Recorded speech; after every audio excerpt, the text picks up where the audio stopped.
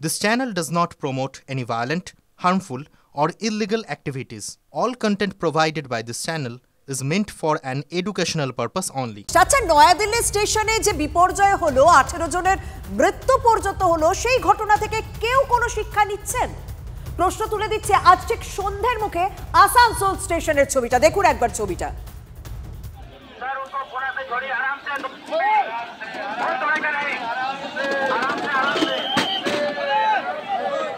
আসানসোল স্টেশনে গিজগিজ করছে লোক, তা সামাল দেওয়ার জন্য একটা সরু দড়ি। এটা কি সঠিক ব্যবস্থা নেওয়া হয়েছে বলা যেতে পারে? আর সাধারণ মানুষের মধ্যেও কতটা সচেতনতা রয়েছে তা তো ছবি দেখেই স্পষ্ট। নয়াদিল্লির স্টেশন থেকে স্টেশনে যে দুর্ঘটনা ঘটেছে তা থেকে যে কোনো পক্ষই শিক্ষা নেয়নি, অন্তত এটা পরিষ্কার। হুড়োহুড়ি গিজগিজ করছে মানুষ, তার সামাল দেওয়ার জন্য একটা সরু দড়ি রাখা হয়েছে শুধুমাত্র আসানসোল স্টেশনে। আর আমরা জানি প্রত্যেকদিন আসানসোল থেকেও প্রয়াগরাজগামী বহু ট্রেন ছাড়ছে, বহু ট্রেন যাচ্ছে, কারণ এই হাওড়া, কলকাতা বিভিন্ন স্টেশন থেকে প্রয়াগরাজগামী ট্রেনগুলি বেশিরভাগই এই আসানসোল হয়ে যায়, আর সেখানে প্রচুর মানুষের ভিড় হচ্ছে। তাহলে এইটাকে সঠিক ব্যবস্থা নেওয়া বলা হতে পারে? আমাদের সঙ্গে রয়েছেন সহকর্মী চন্দ্রশেখর। দিল্লি থেকে, মানে নয়াদিল্লির যে ঘটনা ঘটেছে তার থেকে যে কোনো পক্ষই শিক্ষা নেয়নি সেটা অন্তত আসানসোলের ছবিতেও স্পষ্ট। কোনো সিস্টেম নেই, কোনো ম্যানেজমেন্ট নেই, ভিড় কিভাবে সামাল দেওয়া যায় তার জন্য। দেখো শর্মিষ্ঠা, দিল্লির যে ঘটনা সেই ঘটনা থেকে শিক্ষা নেয়নি রেল প্রশাসন, পাশাপাশি কিছু যাত্রী যারা অসংরক্ষিত কামরার যাত্রী বলা হয় তাদের দিকেও কিন্তু আঙুল উঠছে। কারণ আসানসোল মুম্বাই মেল যা 12361 ভায়া প্রয়াগরাজ, সেই ট্রেনটি আসানসোল স্টেশন থেকে 7:40 নাগাদ ছাড়ার কথা। প্ল্যাটফর্ম 2-এ ট্রেনটি 6:30 নাগাদ আসে এবং আসা মাত্রই যারা অসংরক্ষিত কামরা তাদেরকে প্রথম থেকেই বাইরে, স্টেশনের বাইরে তাদেরকে ব্যারিকেড করে রাখা হয়েছিল। যেই মাত্র অ্যানাউন্স শুরু হয় তখন দেখা যায় যে আরপিএফ বলো বা অন্যান্য সুরক্ষা বাহিনী তারা তাদের নিয়ন্ত্রণের বাইরে চলে যায়। যারা চেয়ারে বসেছিল তারা চেয়ার নিয়ে মাথায় সমস্ত কিছু বিশৃঙ্খলার মধ্যে দিয়ে হুড়োহুড়ি পড়ে যায়। অর্থাৎ দিল্লির মতো একটি ঘটনা আবার ঘটতে পারত আসানসোলে, এবং আসানসোলে এই ঘটনা এইমাত্র এড়ানো গেল ঠিকই, কিন্তু এই ঘটনা বারবার ঘটতে পারে, কারণ আসানসোল হয়েই কিন্তু একদম 26 তারিখ পর্যন্ত এই মহাকুম্ভ চলবে। তার আগে পর্যন্ত এরকম মানুষের ভিড় বিভিন্ন স্টেশনে লক্ষ্য করা যাবে, বিশেষ করে যে জাংশন স্টেশনের উপর দিয়ে এই প্রয়াগরাজগামী ট্রেনগুলো যায় সেই স্টেশনগুলোতে রেলের পক্ষ থেকে কি সঠিক ব্যবস্থা নেওয়া হচ্ছে? এই আসানসোল স্টেশনের ডিআরএম তিনি কি বলছেন একবার শোনা যাক। सभी यात्रियों को ये कहें कि ट्रेन काफी हैं, इतना परेशान ना हो। अगर एक ट्रेन में जगह नहीं मिलती है तो हम बार बार अनाउंस कराएंगे कि 2 घंटे में और कौन कौन सी ट्रेनें हैं। ये रेगुलर अनाउंसमेंट होता रहेगा।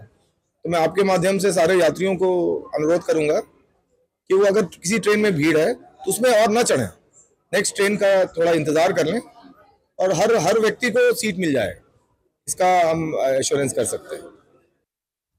দেখুন, এটা ঠিক রেলের ভূমিকা নিয়ে প্রশ্ন উঠছে, তার পাশাপাশি সাধারণ মানুষকেও কিন্তু অনেক বেশি সচেতন হতে হবে। তবে শুধুমাত্র আসানসোল স্টেশন কেন, যে স্টেশনে, মানে নয়াদিল্লির যে স্টেশনে গতকালই এই ঘটনাটা ঘটেছে, গতকালই 18 জনের মৃত্যু হয়েছে, সেখানেই 24 ঘন্টার মধ্যে কি ছবি ধরা পড়লো? সেখানেই তো আবারও বিশৃঙ্খলের ছবি। কুম্ভগামী ট্রেনে উঠতে রীতিমতো হুড়োহুড়ি, ভিড় সামলাতে সেখানেও আজও হিমশিম অবস্থা আরপিএফ এর। 16 নম্বর প্ল্যাটফর্মে প্রয়াগরাজগামী ট্রেন ঢুকতেই জেনারেল কামরায় ওঠার চেষ্টা, ট্রেনের জানলা দিয়ে ভিতরে ঢুকছেন মহিলা, শিশু সহ বিভিন্ন বয়সের যাত্রীরা। দরজাতে জায়গা হচ্ছে না, জানলা দিয়ে তারা ঢুকছেন। দেশের রাজধানী স্টেশনে ট্রেন পরিচালনার চরম অব্যবস্থার ছবি আজও ধরা পড়ল TV9 বাংলার ক্যামেরায়।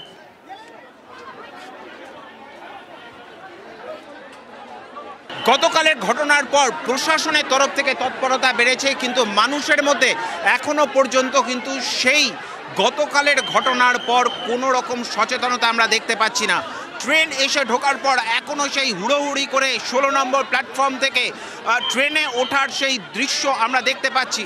জেনারেল কম্পার্টমেন্টের দরজা খোলার সঙ্গে সঙ্গে শিশু থেকে শুরু করে বৃদ্ধ প্রত্যেকেই তারা মারামারি করে ভেতরে ঢোকার চেষ্টা করছেন। এই মুহূর্তে পাটনাগামী একটি ট্রেন এসে পৌঁছেছে এই নয়াদিল্লি স্টেশনে 16 নম্বর প্ল্যাটফর্মে। এই ট্রেন প্রয়াগরাজ হয়ে যাবে। ফলত প্রত্যেকেই চেষ্টা করছেন যাদের কাছে জেনারেল টিকিট রয়েছে যে কোনো উপায়ে ট্রেনে উঠতে। এই ছবিটাই গত কয়েকদিন ধরে আমরা লাগাতার দেখতে পাচ্ছি, অর্থাৎ মহাকুম্ভ যবে থেকে শুরু হয়েছে তবে থেকেই এই ছবি লাগাতার দেখা যাচ্ছে। গতকালের ঘটনার পর পুলিশ প্রশাসন, বিশেষত আরপিএফ এবং রেল কর্তৃপক্ষের তরফ থেকে একাধিক ব্যবস্থাপনা করা হয়েছে, কিন্তু তারপরেও আমরা দেখছি যে মানুষের মধ্যে এই হুড়োহুড়ি করার প্রবণতা কোনোভাবে কমেনি। এবং যে ছবি আমরা এই মুহূর্তে দেখতে পাচ্ছি যে জানলা ভেঙে ভেতরে ঢোকার চেষ্টা চলছে, অর্থাৎ জানলা খুলে দিয়ে বাথরুমের ভেতর দিয়ে ভেতরে ঢোকার চেষ্টা চলছে। আমরা দেখছি একজন ব্যক্তি তিনি ট্রেনের বাথরুমের ভেতর দিয়ে তিনি ঢোকার চেষ্টা করছেন, তার ছবি আমরা এই মুহূর্তে দেখতে পাচ্ছি। পুলিশের তরফ থেকে বারবার ধরে চেষ্টা করা হচ্ছিল মানুষ যাতে এইভাবে তারা ভেতরে না যায়, কিন্তু কোনোভাবেই কিন্তু যখন ট্রেন এসে পৌঁছেছে তখন আর আটকানো সম্ভব হয়নি। ফলত যে কোনো সময় যে আবার দুর্ঘটনা ঘটতে পারে তা এই ছবি স্পষ্টভাবে দেখিয়ে দিচ্ছে নিউ দিল্লি স্টেশনের 16 নম্বর প্ল্যাটফর্মে। নয়াদিল্লি থেকে ক্যামেরায় অনুদীপ শর্মার সঙ্গে জ্যোতির্ময় কর্মকার, TV9 বাংলা। এ তো আজকের পরিস্থিতি, আজকের ছবি। কিন্তু কাল রাতে ঠিক কি হয়েছিল নয়াদিল্লি স্টেশনে? একদিকে 12 এবং 13 নম্বর প্ল্যাটফর্ম, আর অন্যদিকে 14 ও 15 নম্বর প্ল্যাটফর্ম, আর এর মধ্যে ফুটব্রিজে বিপর্যয়। কেন হলো এরকম? নয়াদিল্লি স্টেশন থেকে বোঝালেন আমাদের প্রতিনিধি জ্যোতির্ময় কর্মকার। দেখুন। এই মুহূর্তে আমরা দাঁড়িয়ে রয়েছি সেই ভয়াবহ স্মৃতি বহনকারী সেই ফুটব্রিজের ওপরে, যেখানে গতকাল রাতে 18টি প্রাণ চলে গিয়েছে। আমাদের ঠিক পিছনে রয়েছে 12 এবং 13 নম্বর প্ল্যাটফর্ম, যেখান থেকে ভিড়ের স্রোত আসা শুরু হয়। গতকাল যখন রাত 9:30টার সময় ভিড় কার্যত উপচে পড়ছে, পরপর দুটি ট্রেন সেই সময় লেট করেছে, স্বর্ণজয়ন্তী এক্সপ্রেস এবং ভুবনেশ্বর এক্সপ্রেস। যে সমস্ত যাত্রীরা রয়েছেন তারা কোন প্ল্যাটফর্মে ট্রেন আসবেন তাদের কাছে খবর ছিল না। ফলত তারা এই 12-13 প্ল্যাটফর্ম সেখান থেকে তারা ক্রমশ এই দিকে, অর্থাৎ যেদিকে আমি হাঁটছি সেদিকে তারা এগিয়ে আসতে শুরু করে। 14 এবং 15 নম্বর প্ল্যাটফর্ম, এবং এখানে দুদিকের দুটি রাস্তা, একদিকে নেমে গেছে সিঁড়ি, অপর দিকে নেমে গিয়েছে একটি এসকেলেটার। আর ঠিক এখানেই, অর্থাৎ এই জায়গাতে দাঁড়িয়েছিলেন যারা প্রয়াগে যাওয়ার যাত্রী, তারা দাঁড়িয়েছিলেন এই 14 এবং 15 নম্বর প্ল্যাটফর্মে। এখান থেকে কিছুক্ষণ আগেই বেরিয়ে গিয়েছিল প্রয়াগরাজ এক্সপ্রেস, এবং প্রয়াগরাজ এক্সপ্রেস বেরিয়ে যাওয়ার পর তারা অপেক্ষা করছিলেন যে পরবর্তী প্রয়াগরাজ এক্সপ্রেস কখন আসবে বা স্পেশাল ট্রেন কখন আসবে। সেই সময় হঠাৎ করে খবর আসে যে পাশের 16 নম্বর প্ল্যাটফর্ম, অর্থাৎ ঠিক এর পাশেই রয়েছে 16 নম্বর প্ল্যাটফর্ম, সেখান থেকে স্পেশাল ট্রেন ছাড়বে। যারা প্রয়াগরাজের জন্য টিকিট কেটেছেন, বিশেষত জেনারেল টিকিট কেটেছেন, তারা দৌড়দৌড়ি শুরু করে দেন, অর্থাৎ এইখান থেকে এই সিঁড়ি দিয়ে তারা উঠে আসতে শুরু করেন, এবং তারা 16 নম্বর প্ল্যাটফর্মে 10টা-20 এই স্পেশাল ট্রেন তারা ধরার চেষ্টা করেন। যে জায়গায় আমি এই মুহূর্তে দাঁড়িয়ে রয়েছি একেবারে সিঁড়ির ঠিক সেই অভিশপ্ত জায়গা যেখানে আমরা যে ছবি দেখেছি যে মানুষের জামা কাপড়, জুতো, তাদের ব্যাগ সমস্ত কিছু পড়ে রয়েছে, ঠিক এখানেই মানুষ হুমড়ি খেয়ে পড়ে যান। তাদের উপর দিয়ে যে জনস্রোত, অর্থাৎ যারা একদিক থেকে ওপরে ওঠার চেষ্টা করছেন আর বিপরীতমুখী স্রোত নিচে নামার চেষ্টা করছে, ফলে ধাক্কাধাক্কিতে মানুষ এখানে পড়ে যান, এবং এখানে ভয়াবহ ঘটনা ঘটে। 18টি প্রাণ সম্পূর্ণভাবে শেষ হয়ে যায়। কিন্তু যে প্রশ্ন উঠছে যে যখন কয়েক ঘন্টার মধ্যে প্রায় 1,500 জেনারেল টিকিট বিক্রি হয়ে গিয়েছে, তখন প্রশাসন কি করছিল? যারা ভিড় ম্যানেজমেন্টের দায়িত্বে রয়েছেন, যারা এই জায়গাতে আরপিএফ প্রতিদিন মানুষকে সামলান, তারা কি করছিলেন? কিন্তু যদি এখানে প্রায়শই যারা আসে তাদের বক্তব্য শোনা যায়, তাহলে দেখা যাবে যে গতকাল যে সমস্যা হয়েছিল একেবারে এন্ড মোমেন্টে এই জায়গা থেকে পাশের 16 নম্বর প্ল্যাটফর্মে যখন ট্রেন ঘোষণা করে দেওয়া হলো এবং মানুষ ছোটাছুটি শুরু করলেন, সেই ঘটনা প্রায়শই ঘটে, অর্থাৎ এটা নতুন কোনো ঘটনা নয়। যে অভিযোগ এই মুহূর্তে উঠে আসছে যে কুম্ভ মেলার জন্য প্রচুর ট্রেন বাড়িয়ে দেওয়া হয়েছে, কিন্তু পরিকাঠামো বাড়ানো হয়নি। কারণ এই যে সিঁড়ি আমরা দেখতে পাচ্ছি, এই ধরনের মাত্র 2 বা 3টে সিঁড়ি কিন্তু অপর দিকে যাওয়ার জন্য একমাত্র যোগাযোগের মাধ্যম। কারণ উল্টো দিকে যে এসকেলেটার আমরা দেখিয়েছি, সেই এসকেলেটার অধিকাংশ সময় হয় বন্ধ থাকে, নয় সেখানে এসকেলেটারের সিঁড়িতে 2 জনের বেশি দাঁড়াতে পারে না। যে লিফট রয়েছে, লিফটে 5 থেকে 7 জনের বেশি কখনোই চড়তে পারে না। ফলে এই ধরনের দুর্ঘটনা ঘটার আশঙ্কা কিন্তু যে কোনো সময় থেকে গিয়েছিল। আজকে এই মুহূর্তে আমরা দেখতে পাচ্ছি যে প্রতিটা সময় প্রশাসনের তরফ থেকে ঘোষণা করা হচ্ছে, কিন্তু গতকাল এই ধরনের কোনো ব্যবস্থাপনা ছিল না বলেই কিন্তু প্রশাসনের তরফ থেকে দাবি না করা হলেও সাধারণ মানুষ তারা বারবার ধরে অভিযোগ করছেন। নয়াদিল্লি থেকে ক্যামেরায় অনুদীপ শর্মার সঙ্গে জ্যোতির্ময় কর্মকার, TV9 বাংলা। এবার একটু নিজের রাজ্যের দিকে নজর রাখা যাক। কথায় বলে না শান্তিপুরে ভদ্রতা, কিন্তু শান্তিপুরে দাঁড়িয়ে বিজেপির রাজ্য সভাপতি বিন্দু মাত্র ভদ্রতার পথেই হাঁটলেন না। দলীয় কর্মীদের চাঙ্গা করতে বলে দিলেন, মেরে এসে গল্প করবেন সভাপতির কাছে। কেন মারে নিদান দিচ্ছেন সুকান্ত? অবশ্য বলছেন যে এই নিদান তিনি পাল্টা মারের জন্য দিয়েছেন। একদম ভয় পাবেন, जो डर गया सो मर गया। তিনি বিজেপির রাজ্য সভাপতি, দলীয় কর্মীদের এভাবে পেপটক দেবেন এটাই স্বাভাবিক। কিন্তু এখানে থামলে তো নদিয়ার ফুলিয়ায় সুকান্তর ভোকাল টনিক, মেরে এসে গল্প করবেন সভাপতির কাছে। মার খেয়েছে বলো না, দাদা আমাকে পিটিয়েছে, আমাদের পার্টি কার্যকর্তা দিন এটা হয়ে গেল। দাদা কেমন আছেন? ভালো আছে। দাদা চিনতে বললেন? আমি সেই বলে কি ওই যে 18 সালে পঞ্চায়েতে আমাকে পিটিয়েছে। মানে আমি মার খেয়েছি, এটা গর্বের বিষয়। কি করতে হবে সেটাই বলে দিয়েছেন সুকান্ত। মেরে এসে গল্প করবেন সভাপতির কাছে, মেরে এসে সভাপতির কাছে গল্প করবেন, দাদা আমাকে মারতে এসেছিল, ধরে ফাটিয়ে দিয়েছি, আমি দেখে নেব, চিন্তা। নেতা প্রতিরোধের এমন বার্তা দিতেই কর্মীদের হাততালির ঝড়। সুকান্ত অবশ্য স্পষ্ট করেছেন, আঘাত নয় প্রত্যাঘাত। আমরা কাউকে মারতে যাব না, কিন্তু কেউ মারতে এলে ছাড়ব না। কেউ মারতে এলে ওর প্রত্যাঘাতের কথা কেন বললেন? ঘটনার পরম্পরা খানিকটা এই রকম। গত সোমবার শান্তিপুর বিডিও অফিসে বিক্ষোভ দেখায় বিজেপি। সরকারি অফিসে সেই বিক্ষোভের প্রতিবাদে বুধবার বিক্ষোভ দেখায় তৃণমূল।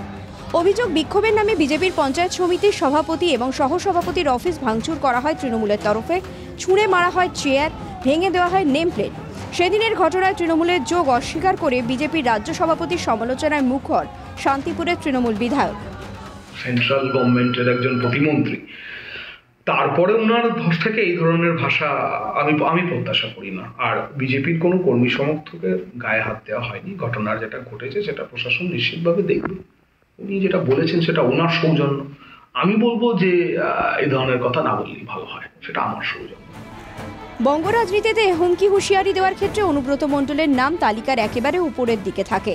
তবে কেষ্ট জেল যাত্রা পর্বে নাম কিনেছেন উদয়ন গুহ, শওকত মোল্লার মতো নেতারা। বিজেপিও পিছিয়ে নেই। এর আগেও প্রতিরোধের কথা বলে বারবার হুঁশিয়ারি দিতে শোনা গিয়েছে সুকান্ত মজুমদারকে। ভোট তো আমাদের তৃণমূল কংগ্রেসের সাথে লড়াই না, পুলিশের সাথে লড়াই। পুলিশ সরিয়ে দিলে 15 মিনিটও তৃণমূল কংগ্রেস বলে কোনো পার্টি থাকবে না। আমি পুলিশকে বলতে চাই, চিরকাল কাহারও সমান নাই যা। ছেলেকে ডাক্তার, ইঞ্জিনিয়ার যা বানানোর বানান, কিন্তু ভালো হিন্দু বানান তার সাথে, যে নিজের ধর্মের প্রতি সমর্পিত হবে। আর বাড়িতে একটা করে ধারালো অস্ত্র রাখুন। বিজেপির প্রাক্তন সভাপতি দিলীপ ঘোষের হুমকি হুঁশিয়ারির তালিকাও নেহাত ছোট নয়। আইসিকে রাস্তায় আটকাবো, লোক দিয়ে রাস্তায় বেরোলে ওর গাড়ি আটকাবো, বার করে কাপড় খুলবো। দিলীপ ঘোষকে চেনে না এখনো। যারা গন্ডগোল করতে আসবে ব্যালট বক্সের সঙ্গে তাদেরকেও খালে ফেলবেন, আর সন্ধ্যাবেলা যদি পুলিশ আসে তাকে ভালো করে চুবিয়ে তারপরে ছাড়বে। বলে দেবেন ওদেরকে, দিলীপ ঘোষ যেখানে যায় সেখানে মূল শুদ্ধ উপরে ফেলে, নাহলে মেদিনীপুরে ফোন করে নিতে বলবেন। আমরাও জানি কাকে বাড়ি ছাড়া করতে হয়। আরে কেষ্ট কতদিন বাড়ি ছাড়া আছে? পার্থবাবু কতদিন আছে? তার চেয়ে বেশি দিন থাকবে। বউ বাচ্চার মুখ দেখতে পাবে না, মেয়ের বিয়েতে সম্প্রদান করতে পারবে না।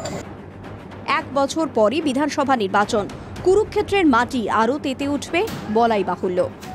মহাদেব কুণ্ডুর রিপোর্ট, TV9 বাংলা। একসময় সিমের কানেকশন নিতে হলে বিএসএনএল এর অফিসে লাইন দিতে হতো, কারণ তখন প্রতিযোগিতা ছিল না। কিন্তু সময়ের সঙ্গে সঙ্গে বেসরকারি টেলিকম সংস্থার দাপটে সেই বিএসএনএলও ধুঁকতে থাকে। 17 বছর পর রাষ্ট্রায়ত্ত এই টেলিকম সংস্থা আবারও মাথা তুলেছে। লাভের মুখ দেখেছে BSNL. Jio, Airtel, Vodafone, idea, দেশে একাধিক বেসরকারি টেলিকম সংস্থা দাপিয়ে বেড়াচ্ছে, নিত্য নতুন অফার দিয়ে গ্রাহক টানছে। তার মধ্যেই বাজিমাত করেছে ভারত সঞ্চার নিগম লিমিটেড বা বিএসএনএল। 17 বছর পর লাভের মুখ দেখল রাষ্ট্রায়ত্ত এই টেলিকম সংস্থা। গত বছর অক্টোবর ডিসেম্বরে ত্রৈমাসিকে 262 কোটি টাকা লাভ। 2007 সালের পর প্রথমবার লাভ বিএসএনএল এর। 17 বছর পর বিএসএনএল এর এই কীর্তিকে গুরুত্বপূর্ণ বলে মন্তব্য করেছেন কেন্দ্রীয় যোগাযোগ মন্ত্রী জ্যোতিরাদিত্য সিন্ধিয়া। প্রশ্ন হলো, কোন জাদু বলে বেসরকারি সংস্থাগুলিকে টেক্কা দিল একসময় ধুঁকতে থাকা বিএসএনএল? বিশেষজ্ঞরা বলছে বেসরকারি সংস্থাগুলির মাসুল বেড়েছে, তার ফলে অনেক গ্রাহকই বিএসএনএল এর দিকে ঝুঁকেছে। হারানো গৌরব ফেরাতে 4G পরিষেবায় জোর দিয়েছে বিএসএনএল। গত জুন মাসে যেখানে গ্রাহক সংখ্যা ছিল 8.4 কোটি, গত ডিসেম্বরে গ্রাহক সংখ্যা বেড়ে হয়েছে 9 কোটি। সংস্থার রিপোর্ট বলছে গত বছরের তুলনায় 1800 কোটি টাকার লোকসান কমাতে পেরেছে টেলিকম সংস্থাটি। আগামী মে জুনের মধ্যে 1 লক্ষের বেশি 4G টাওয়ার চালু হবে বলে জানিয়েছে সংস্থা। 5G পরিষেবাও দিতে চলেছে বিএসএনএল। সব মিলিয়ে নতুন করে আত্মনির্ভর হয়ে উঠছে ভারত সঞ্চার নিগম লিমিটেড। TV9 বাংলা।